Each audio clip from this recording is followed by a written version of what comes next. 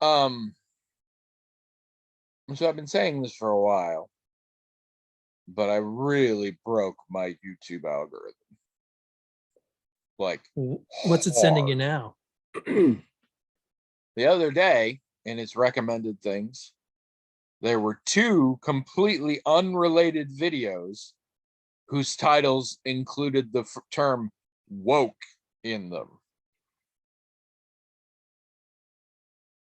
Okay. Nobody puts that title in their video, and yes, unless they are very opposed to things being woke. Yeah, I think that's accurate. I think that's accurate. And that is not what I want in my feed. And I do not understand how I got there. And there's something else today that had kind of an innocuous title, but based on what I was seeing in the thumbnail and that, it leads me to believe it was another sort of social right-wing criticism. And I'm like, how did these get here? I mean, to say nothing of the fact that the stuff that is there that's not like that is mostly not stuff I enjoy. It's just a mess. But yeah, as soon as I saw that, I'm like, oh man, I have broken something. And I don't watch videos like to hate watch them in general. I watch videos to genuinely like that. Sometimes those videos are hate watching other videos. I will watch videos where somebody I agree with makes fun of somebody I don't agree with. But I don't watch videos of people who I don't agree with. Because I watch it for entertainment. I mostly watch video game stuff these days. I wonder if it confuses the algorithm when you do that. So you're watching a video criticizing someone you don't agree with. That video is going to contain a lot of footage from that person's video. And maybe, would somehow that person you don't agree with be tagged or be part of the SEO of the video? Well, and this has happened, but it doesn't happen like that. What happens is I like this person's video. So YouTube thinks maybe you'd be interested in watching a shithead trash the person whose video you like. I watched, there was a time period where I was on a big push of Hannah Gadsby videos. And so YouTube was super convinced I would want to hear Joe Rogan's take on Hannah Gadsby. And I'm like, no, I would not. And this is the thing I don't like with YouTube. There's a dislike function, whatever, for individual videos. I want something that I can tell it, I am never going to watch anything from this channel. Because there's an opposite to say, I like this channel, you subscribe to it. I want something where I essentially can block a channel, and not because it's offensive or anything like that, but I'm just like, it took so long to convince YouTube I was not interested in Joe Rogan. It took a very long time. And then one person sent me one video they thought was funny, and I watched it, and suddenly YouTube was like, oh, you're into Joe. I'm not. Stop it. I don't know why you're laughing, punk. You're the one who sent the video. I know. That's why I'm laughing.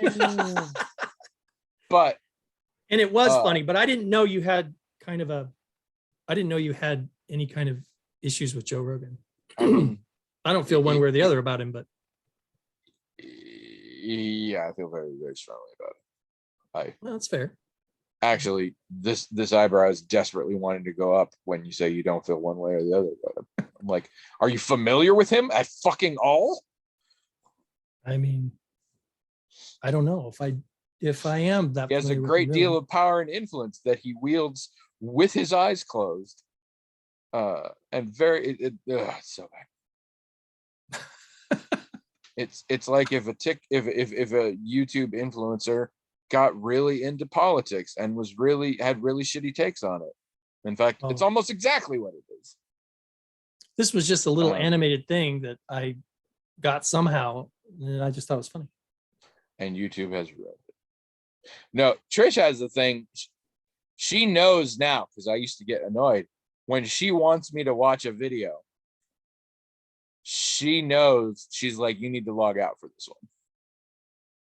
Because I want you to see this, but you're not going to want YouTube to think this is the kind of thing you're into. And it's usually not like offensive, but like YouTube spent a long time thinking I really wanted to know how to make jelly roll quilts. And if you don't know what those are, that's fine.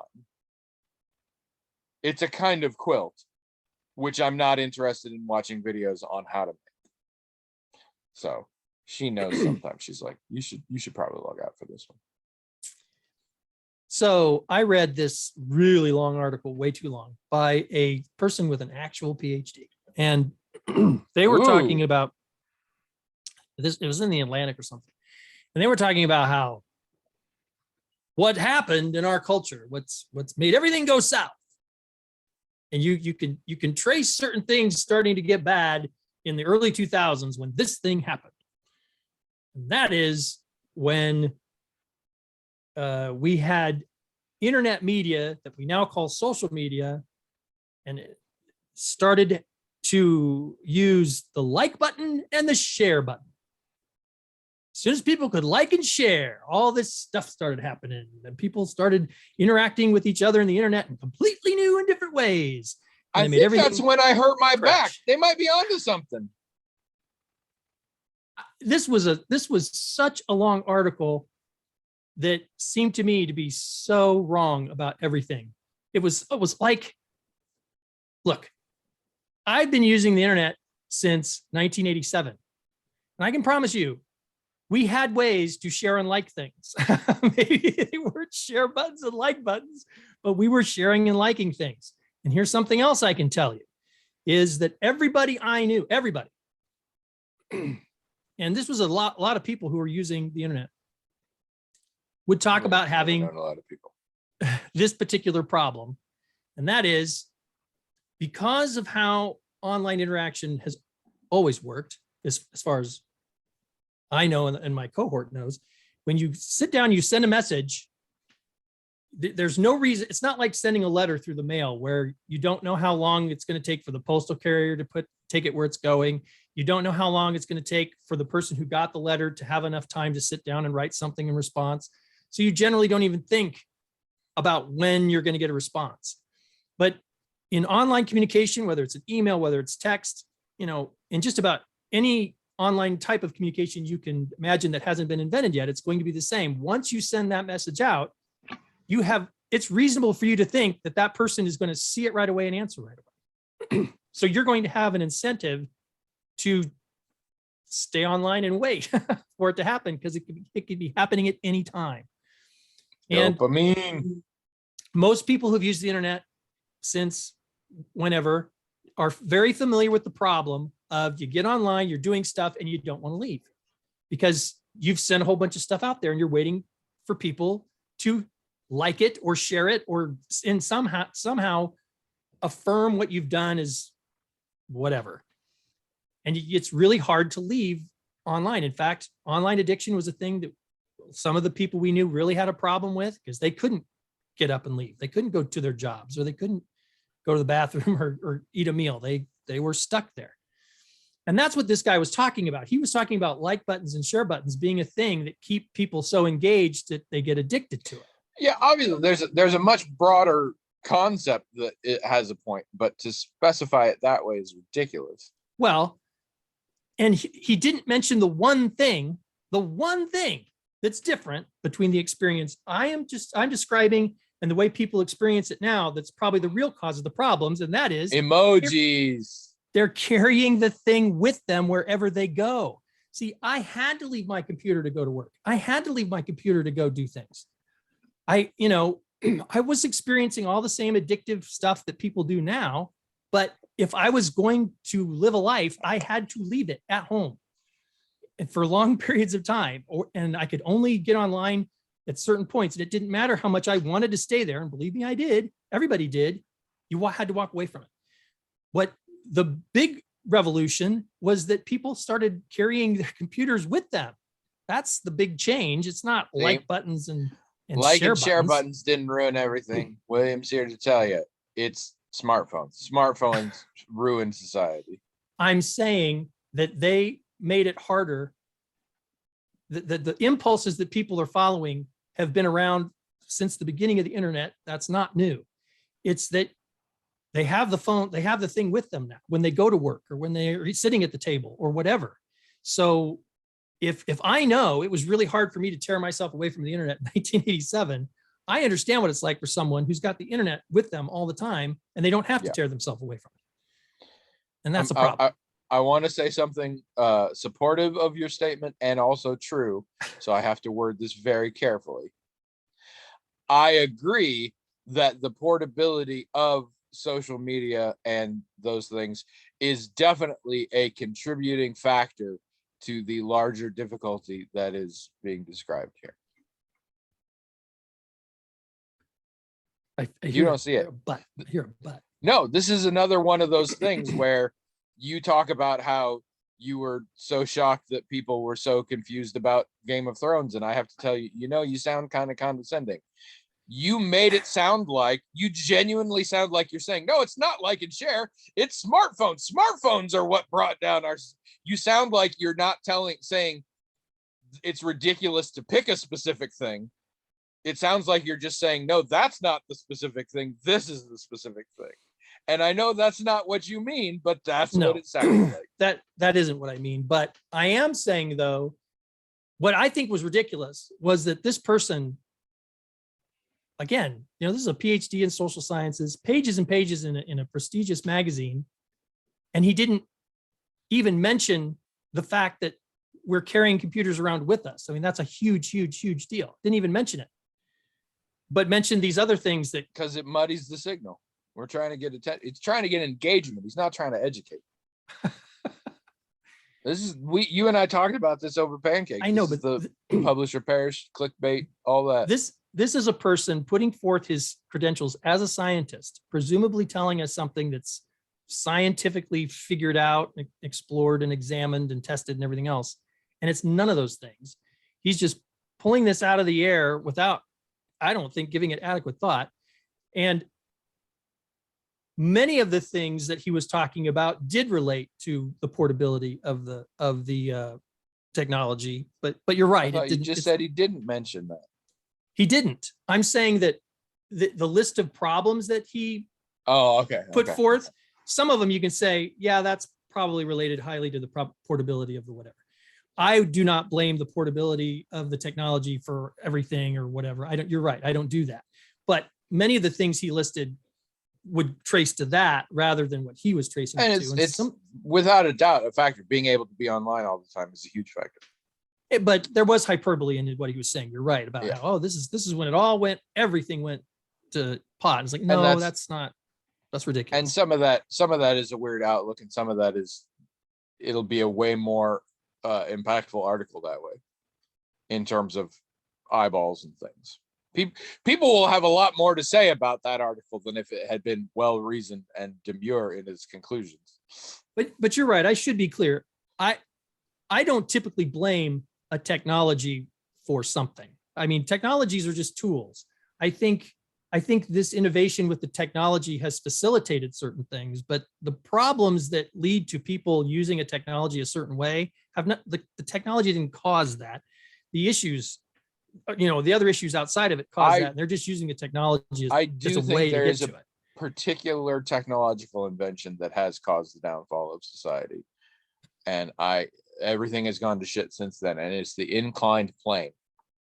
Since the invention of that machine, oh my god, everything has gone downhill. Oh my god.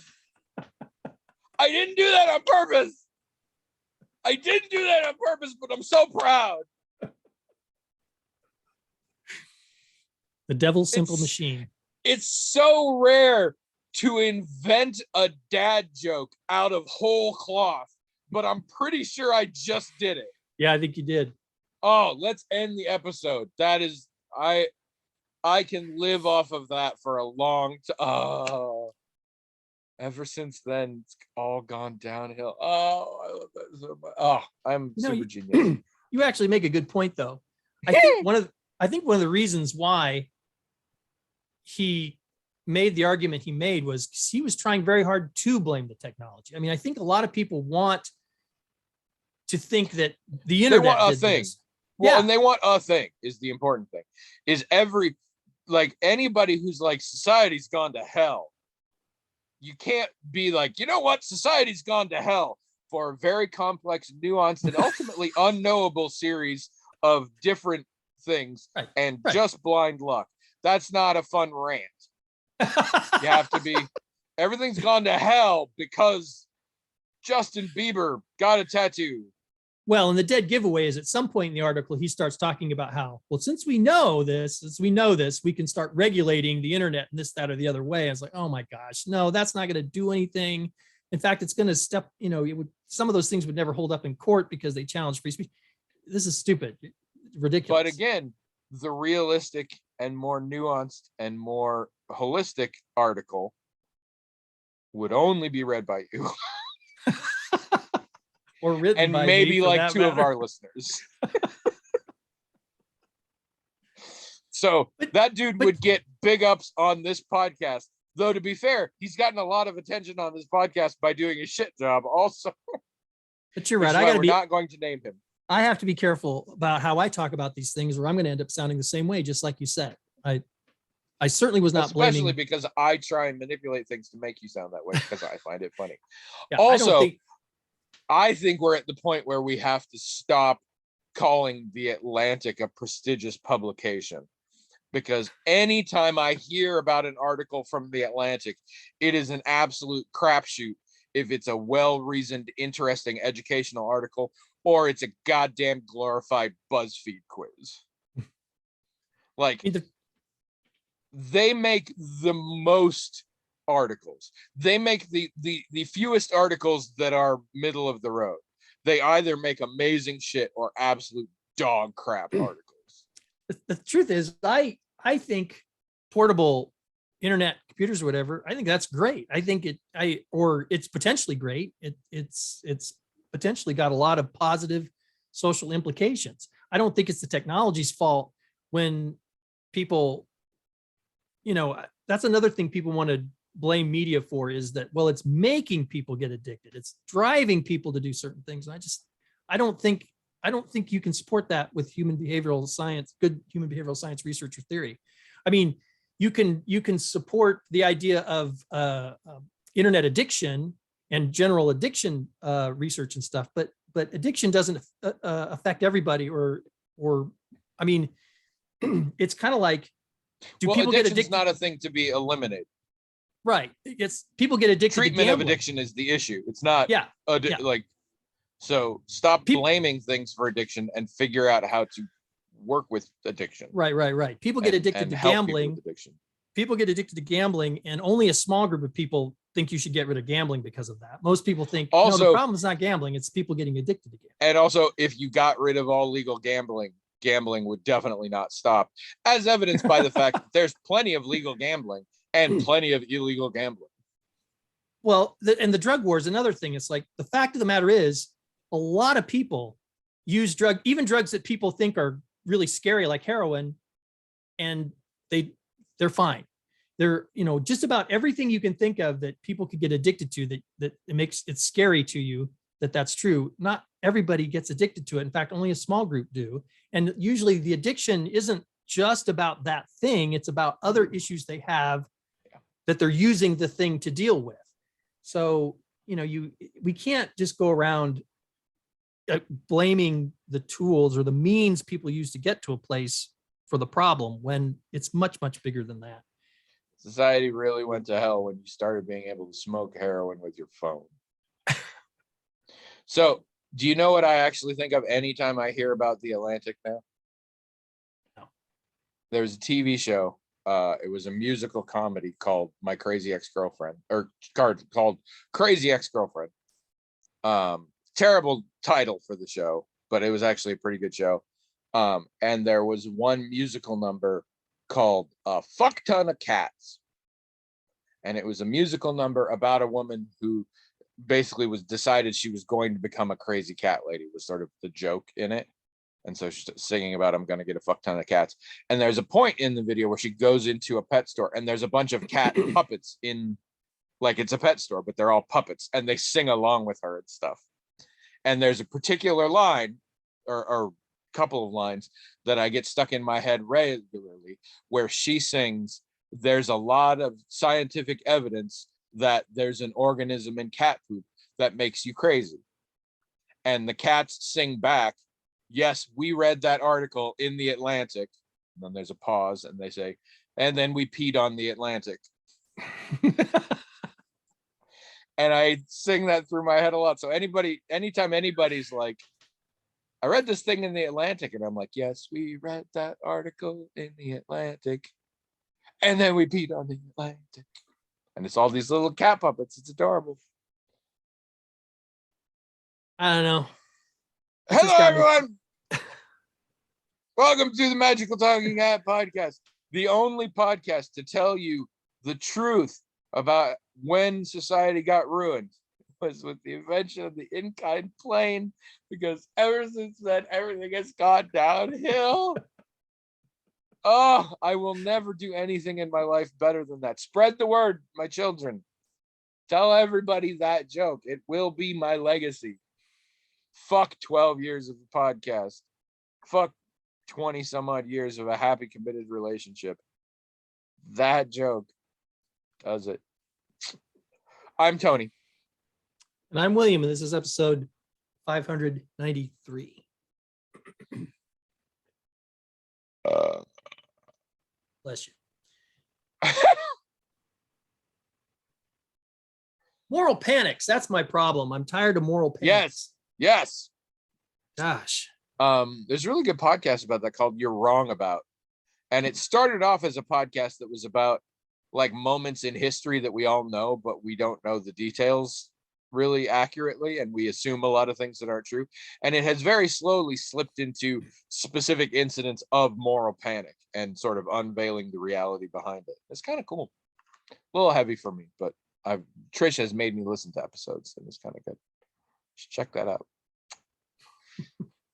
For those of you just joining us, we recorded one last week that was also right now, so listen to that one first and understand how it works, or just catch on. So while I am partying up in Virginia Beach, just being wild and out, I don't know what that means. I think it was a TV show. Just partying like it's 1999, just living like we're dying, dancing like nobody's watching, taking a pill in Ibiza to show Avicii I was cool. Just do it, wake up and do it all again. What are you gonna be up to? I don't understand partying. I just was doing my best. What are you gonna be doing this coming week while I'm hanging out with my family and mostly reading? I don't know. I mean, the thing is, earlier today, which is going to be like a long time, A week and a half ago, to the listeners, there were some phone calls I had and some emails exchanged, and I don't know if I told you, but so some time ago, I was eating. I'm sure I talked about this on the podcast. I was eating some. I don't know that you did. You did talk to me about it. I'm not sure you did talk about it on the podcast. Eating some beans that had been made from dry, and sometimes there are gonna be rocks in there.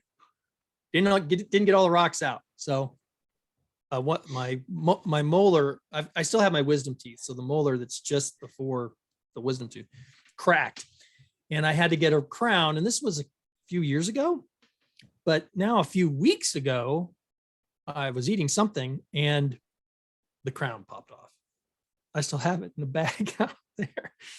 I guess I'll take it in and see if, I don't know, they can put it back. But for a few weeks, and the reason it's been a few weeks is because just about as soon as it happened, my dentist was going to be out of town. Now, I could have probably seen a different dentist, but there's no pain or sensitivity or anything, and as long as I like eat on this side of my mouth or whatever.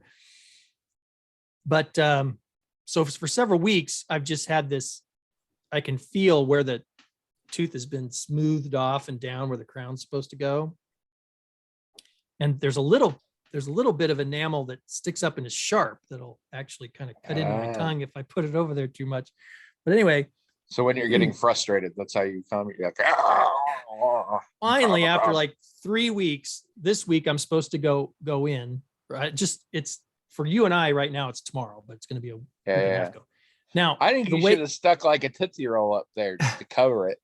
Last time I got the crown done, I had to go in twice. You go in once for them to, I don't know what, order. I don't know what they do. Point and laugh. And then the next time they actually do the stuff. And I wonder if that'll happen this time, where I'll only be in there for like 20 minutes and they'll schedule me for something else. So it could be that while you're doing all that stuff, I'm at the dentist getting my tooth fixed. My wife also cracked a tooth while eating beans that had been reconstituted from dry and had a rock left in them in the game Oregon Trail. Other than that, you died. I have never heard of anyone having this problem in the happened to me. The 20th or 21st centuries. I mean, it just cracked the tooth. It didn't break it, but it caused sensitivity and things. So I just love the casualness where I'm eating beans, and when they're from dry, sometimes you're gonna get rocks in them, and sometimes we've all been there. We've all been there. Eating rocks accidentally. Hey, there's a rock in these beans. When we gotta work up our strength to go pan for gold. Oh no, you can get them in cans when you're what prospecting. Sure. Oh, okay. Get them in cans. I thought you meant there were rocks in cans of beans. No, it's weird. No, the hobos get it in cans. They don't get dry beans. But yeah, I was listening to an episode. You know that, though, right? When you're preparing beans from I absolutely do not. Oh, yeah. You have to sift them out and clean them and make sure there's no rocks in there. I very much do not live a lifestyle where this kind of information comes to me via experience or conversation until fucking now. So thanks for that. I'm going to reevaluate everything. All right. I don't think I've ever prepared. I don't think I've ever prepared dry beans. I do think I have eaten beans that had started out dry. Nobody warned me about any fucking rocks. Now I'm a little pissed at those people. Didn't even know that was an option. I'm not that big a fan of beans. Like, I don't know that I'm willing to risk. Next time I go to Poncheros, I'll be like, motherfucker, black or pinto, which one is least likely to give me a rock? It's not the worst thing that's ever happened to me. Because when there's a place in Iowa, I'm not going to tell you where it is, but there's a place over here in Iowa City. I went to this place and they had a concession stand and you could buy stuff and one of the things you could buy was potato salad. So I bought some potato salad and I was eating that and there was a big chunk of glass in there that cut my tongue open. Jesus. That's pretty awful. No wonder you're not that into food. Holy shit. That's probably the worst thing that ever happened. Are you the one kid that got Halloween candy with razor blades in it that started the urban legend? Started the whole thing right here.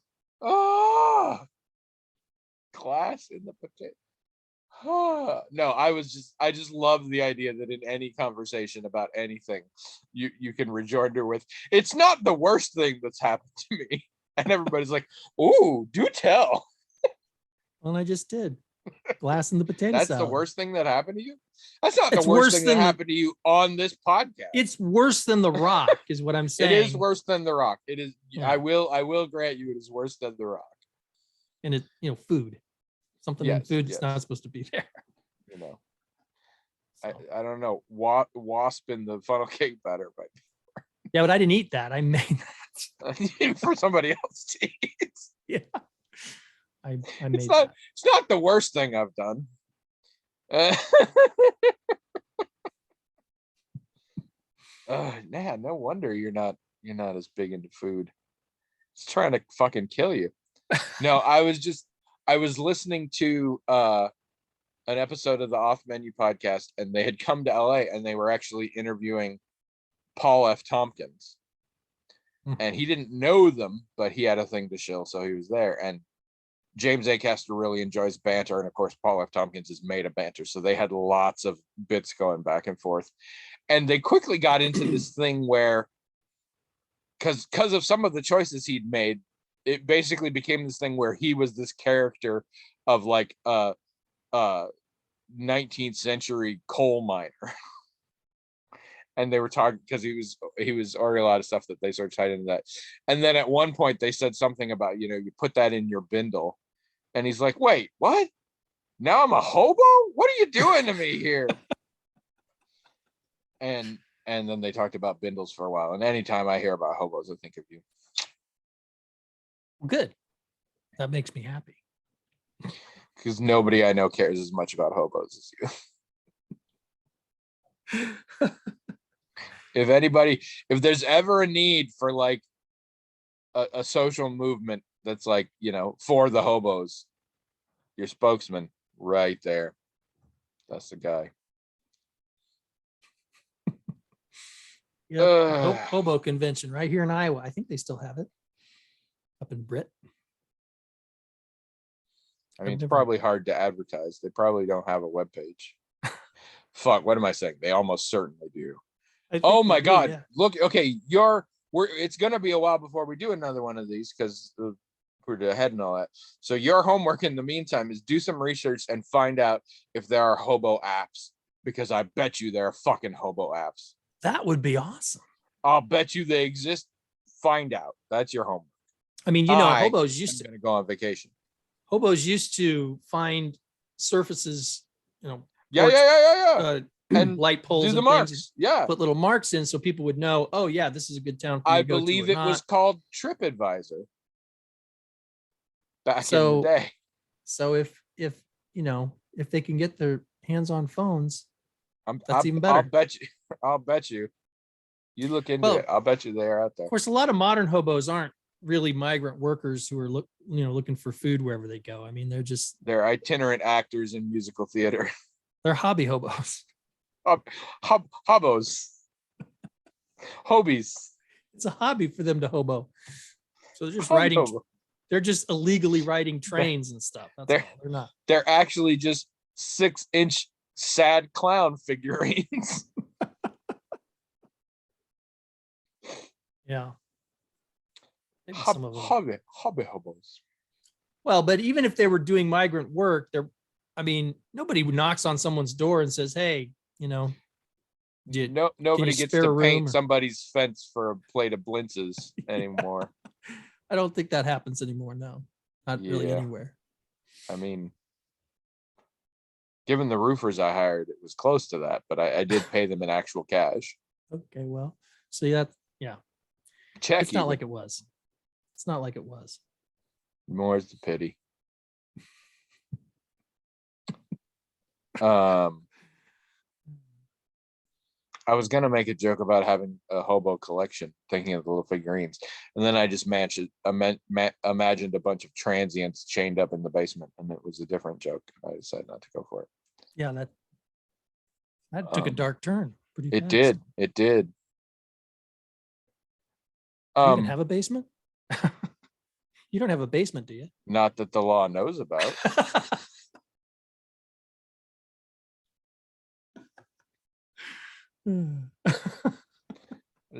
For legal reasons, I have no basement. It's considered a beach house in Rhode Island.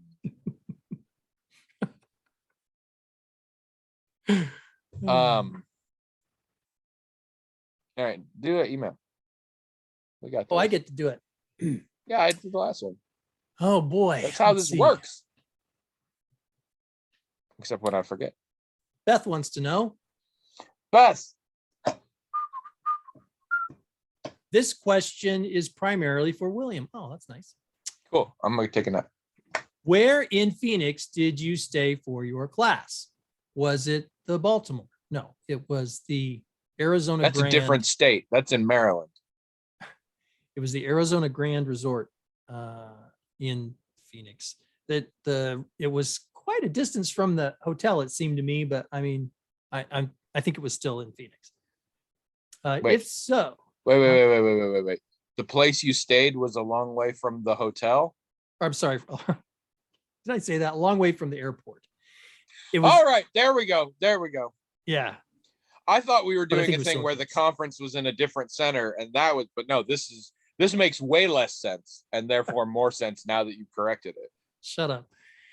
It seemed like we drove forever out of the airport. And it's like, I mean, if I had landed in Des Moines and rode that long to wherever I was going, it wouldn't still be in Des Moines. But anyway, but it was still, Well, pretty sure. William measures a great deal of distances based around Des Moines city limits. Yeah, It was like 3 Des Moines. it was 1.5 maybe. It was a Des Moines and a West Des Moines. Yeah, you got it. There you go. I hate that I do, but yes, I understand. I really am not comfortable with that, but I do get it. Anywho, okay, was it the Is Baltimore? there No. more to that question? Then she says, All right. if so, and since it wasn't, I'm not We skipped that. sure. Go to line 30. She said, did you enjoy a tequila sunrise, which originated at Wright Bar in Baltimore? Is that fuck. a drink? Beth, what the hell? On behalf of William, how very dare you? The okay. man is known for almost nothing. I frequently have to remind myself who he is when we start this podcast. But if we know one fucking thing about him, and I do mean we only know one thing, man does not drink alcohol, never has, never will. The man is the 7-Up of alcohol. Human beings? All right, that didn't work. What are you saying? Oh, this question is for me. No, he fucking didn't. And shame on you for not knowing that. Now, that being said, did you drink something called like a club soda sunrise? No, I had a lot of Dad's root beer there. Because that's what the hotel served for root beer, Dad's. It's good. Absolutely. By the way, I like that. the Hy-Vee near us has fucking 12 packs of 1919 right now. If you want to come snag that, I saw a bunch. Yeah, cans of it. Yeah, they like had those things where in the middle of the grocery store they like build forts out of 12 packs. It's like one of those of 1919. So you should get that. I'm gonna have to say something to Abby about that. Anyway, so did you see the Catalina pool where Marilyn Monroe sunbathed and Irving Berlin allegedly composed White Christmas while sitting poolside? Is all this stuff at the Baltimore? Is that what I'm getting from? I just can't cope with how much Beth has no idea who you are. Oh yeah, I mean, the Irving Berlin is the closest I could think to something you would possibly give a shit I might have about. seen the pool. Might have. Did you see a pool while you were in Phoenix? Mm-hmm. All right, maybe. Was anybody composing or being Marilyn Monroe by it? No. There's a very good chance I wouldn't, even if I stayed at this place, that I wouldn't have known about this thing. Had I known about it, I probably would have gone to just see it to say, hey, I saw that pool. But yeah. Also, it would be weird. Here's the thing. When you're not going to a pool to swim in it, it's pretty weird for you to go there. Oh yeah. Oh yeah. Oh, I don't usually if I do didn't that. know you and I was in the pool and you did that, I would be contacting the front desk. And I just showed up and just stood there looking. And someone said, sir, what are you doing here? You're clearly not here to swim. You've got a jacket like, on. And but Marilyn Monroe. No, here's how you fake out on it. You go down. Oh, might be tricky for you. You got to wear shorts. So that could be a problem. So it looks like you might be going to swim. And then you dip one foot in and you go, and then you leave. So it seems like it was too cold and you wimped out. And while that's still weird, it's way less weird than just stand there, just like, all right. Let's see. Done. Did you get to appreciate any part of the history of the hotel, even if you didn't get to use the spa, etc.? I presume that the Grand Arizona had some kind of history. I'm not aware of any of it. No, I didn't get a chance to learn anything interesting about In the it. sense that it didn't open the day I arrived. I mean, it didn't look particularly like old or something, Yeah, but yeah. I mean, it could have, it could be, I don't know how old it was. I didn't learn anything about it at all in terms of it having any kind of storied past or anything. Ugh, I'm so angry at Beth. So then she says, if not, that was all the if so. If The if- not, did you if not- drink a gallon of gin at whatever place you were hanging out in? And If did not- you go stare at people at the pool with binoculars? There was a pool right outside my room. And did Like, you learn right. anything about the future of your hotel? I mean, right out, like people were in the pool at all nights and I could hear them. If I walked 10 feet out my door, I would be in the pool. That's how I close think the you pool are the was. first person to have survived not getting in a pool while spending more than 12 hours in Arizona, if I'm honest. Hey, we should call the world record people and see if that's not true. Absolutely. So she says, if not, what lame place did you stay? Which I've already said. What interesting things did that hotel advertise that you didn't get to do? Well, I don't know, because I booked at that resort because that's where the thing was. And that's where the special rate was. I did no research on it at all. The college Which told me is this. surprising, because you know what they say about Willie Wright. He all about dem amenities. He all about, but how many rooftop bars you got? Tell me about all those deep tissue massages I could be getting.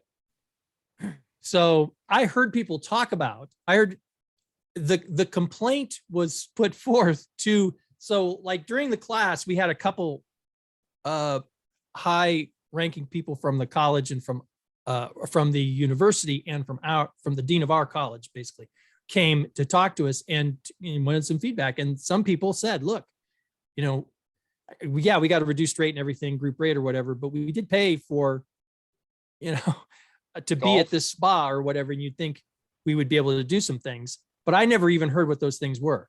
Of course you didn't. So, I mean, here's what I know that I picked up from just what other people said. There was a Every room water had at slide least there. one bed. There was a water slide there. All right.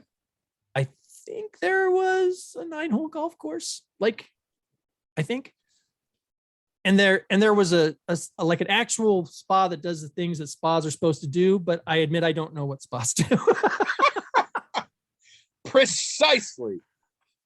I mean, my theory is Beth either wrote this after having several tequila sunrises herself, or she wrote this email to someone else entirely and then went back and did a find and replace for William and Arizona, maybe. I don't know.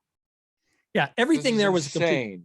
Everything there was a complete surprise to me. It was a surprise to me that that there were several, that it was like a campus. Like my hotel room was in a building and there was another building and another building. And, the lobby was a quarter-mile walk away, and the whole spa aspect. I mean, I kind of knew about that because that's in the name of the place, but I didn't really think about it. But you don't know what a there. spa is. Not really. And no one should try and make you. Anybody who knows you well enough knows that it could break your fragile psyche to get down and deep into what the hell spa. I mean, I can barely cope with it, and I engage in the activities. It's no. But nothing I heard of was anything that I would have. I mean, water slide? No. I don't know what people do in a spa, but the few things I do know from like movies and TV or whatever, it involves like massage and maybe not having all your clothes on, things like that. Yeah. Not interested. It involves nudity and fucking homeopathy. All your favorites. Yeah. And golf, I don't play golf. So it's like, I didn't care about any of that stuff. Some people did. And I think that was right for them. if they're interested in it, I think that's right, that they should have had a chance to do those things, but nothing do that feel like, interested me. for your personal edification, I should tell you, a tequila sunrise is a particular kind of drink. It is tequila mixed with orange juice, and then it is, in my experience at least, topped with grenadine, and but not mixed in, so that there's a red sort of layer on the top that slowly sort of sinks in, so it makes a very picturesque look in the glass. Oh. Hence the name. Have I ever told you that Abby and I sometimes have non-alcoholic Moscow mules? Mocktails? No, but I'll bet that's tasty. Ginger beer and lime juice. Yeah, in a copper mug or whatever. We call them Moscow Mule. we call them Methodist mules. I like Methodist Although- mules. Dark and They're good. Stormy might be my favorite of that category. Although I do like a Kentucky Mule as well. I'm kind of a bourbon guy when I drink, which is almost never. And actually, So- the one person I drank with most often is now sober, and so I don't drink with them anymore. And when I'm with them, I'm nice enough not to drink. if anyone decides that, you know, maybe you would enjoy a Moscow Mule minus the alcohol, and you want to call it a Methodist Mule, which I recommend. I also recommend using ginger ale that's like extra spicy, because I think Well, ginger beer, not ginger ale. Ginger beer. But yes. Yeah, no, do it with some good shit, like a Reeds or something. Yeah. Reeds. I think the spicier it is, the better in it. I think it might get a little, it's not going to replicate obviously, but it might get closer to the warm feeling you get from the alcohol when you Well, drink it or I'm something. trying to think if there's anything to add that gives that sort of rum flavor. So, okay, you've been to a Baskin Robbins. Mhm. In your Used to. experiences of Baskin Robbins, what is your favorite Baskin Robbins flavor of ice cream? Well, Baskin They're Robbins did making have new ones all the time. I think, yeah, of course. they did have a pretty good rocky road, as I recall. And I think if I was going to get something that had a lot of stuff in it, it would usually be that. But you know, naturally, boring old me, I'd almost always get like just a chocolate or vanilla, strawberry. Sometimes I wouldn't get fancy flavors usually, but Rocky Road. Fancy. Like the Depression era invention, Rocky Road ice cream. As Fancy to too me. fancy for our boy. My favorite is, and always has been since I was a small child, daiquiri ice. And daiquiri ice is essentially lime sorbet with rum flavoring in it. And many people hate it. And as a child, I of course should hate it because it has rum flavoring. I fucking love that stuff. I just recently watched somebody tasting all the flavors from Baskin Robbins, and they tried the daiquiri ice, and it was one of their least favorites. Maybe their least favorite. They were really grossed out by it. I love that stuff. So whatever they put in there, stick that in with the ginger beer and the lime juice, and then you're there. Do you just use lime juice, or do you use like a lime aid? What we get, just because we actually use lemon or lime or both in cooking a lot, so we'll get that concentrated, you know. Yeah, us too. So yeah, we really like it.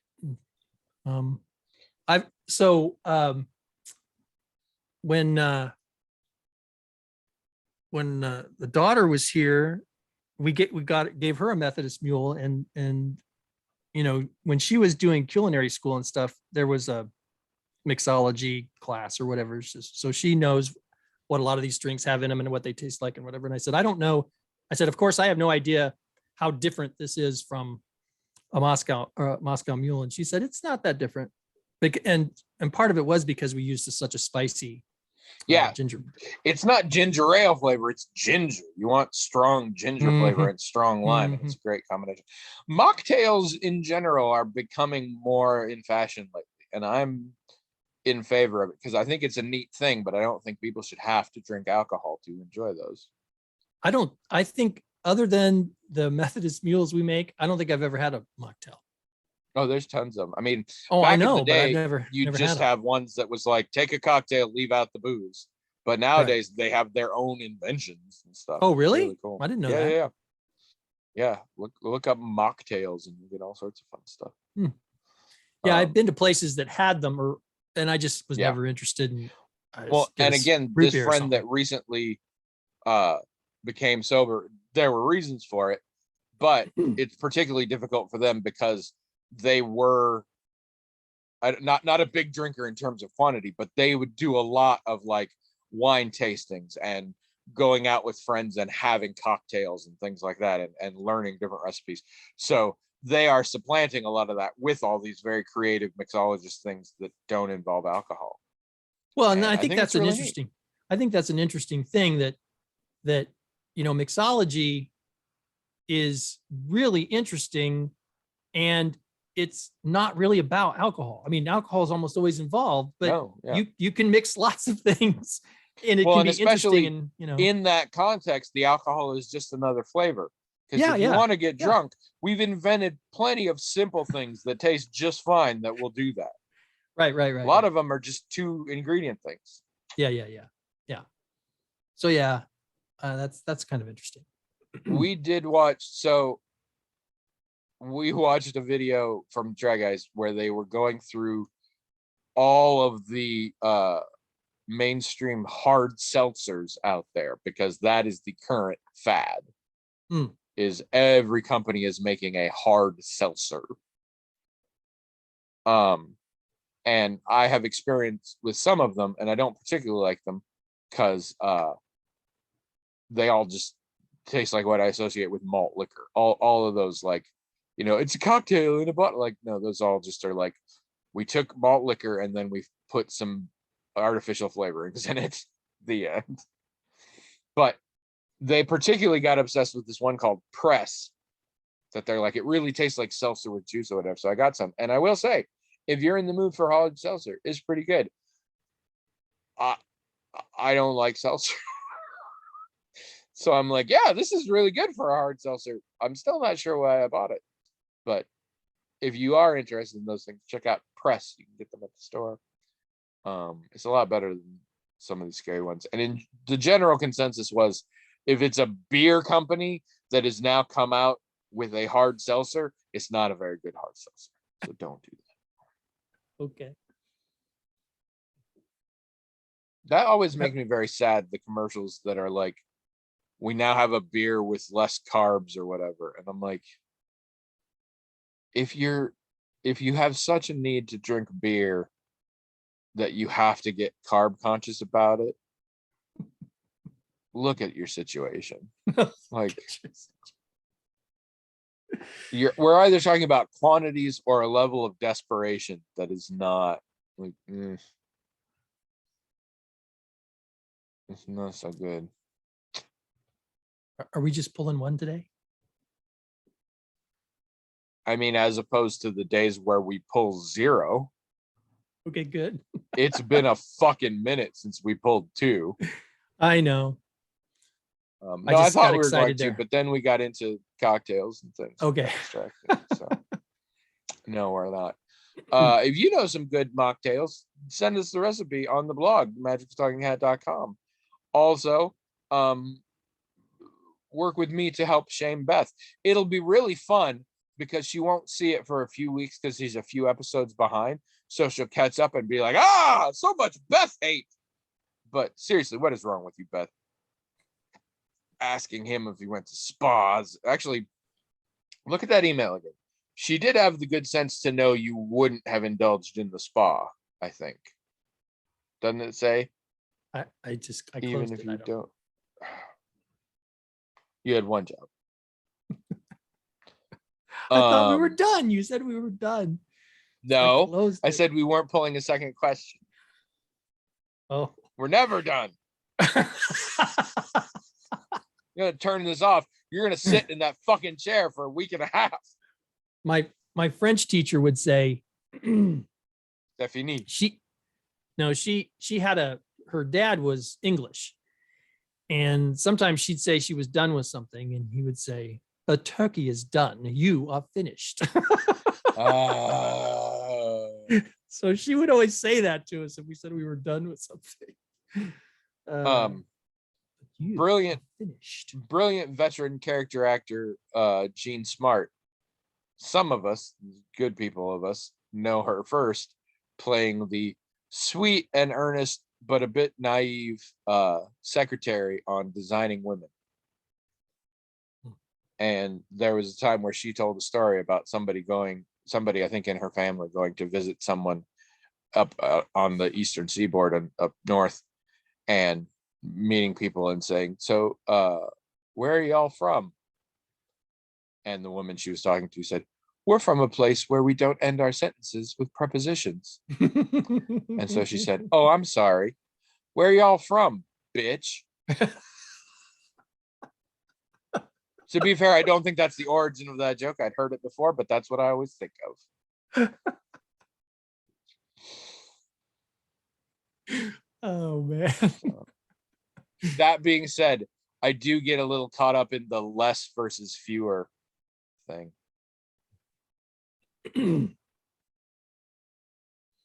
Or farther and All right. further. Do you ever get caught up in that one? No, because I can't keep that one straight. Yeah, I live in a confusing. constant state of intense anxiety over the few circumstances where you use effect instead of affect that aren't obvious, because there is a secondary use of effect that I have never quite been able to figure out. And I'm always worried whenever I'm constantly correcting people that it's the one, and they're going to be like, no, you're wrong. And I'll be like, no, and I'll shrink and melt. Wow. The curse will be broken and I'll have turned back into a snail. Back into a snail. It's a long story and we don't have time, but yes. Okay, maybe next time. Congratulations on nailing the title this week, though. Come on, guess. I don't know. Hobby Hobos. Oh, nope, didn't know. Didn't You even. you don't have the tuned sense that I do. When you hear an episode title, you know it. Or I do. This is what when I hear an episode title, I know it. Like you could just say random words now, and I would know which collection of them was an actual title. But yeah, Hobby Hobos is the way. So well done. Because I don't think any of the portmanteaus held together. I thought about when we were talking about portmanteaus, I was listening to something recently and somebody was talking about, and so there's Brock's locker, and somebody said his Brocker, if you will. I was like, those are the kind of portmanteaus William does. Yep. All right. Go to aethertheater.com, check out all the William shit. He has a lot of shit there. It's good. Go to smashwords.com and look up Odd Wings. I have one shit, but it's a good shit. That got away from me. That didn't sound good at all. No, it didn't. I wanted them to pair, but yeah. What is that? Like when it's a broader thing of William's got a lot of shit, it doesn't sound scatological. When I'm like, I just have one shit, it's like he's genuinely sending us to get a turd off of a website. It's not a turd, it's a book, and it's a good book. Craig says. William stuff, turds, whatever. But and listen next week. In theory, next week will actually be when we think it is.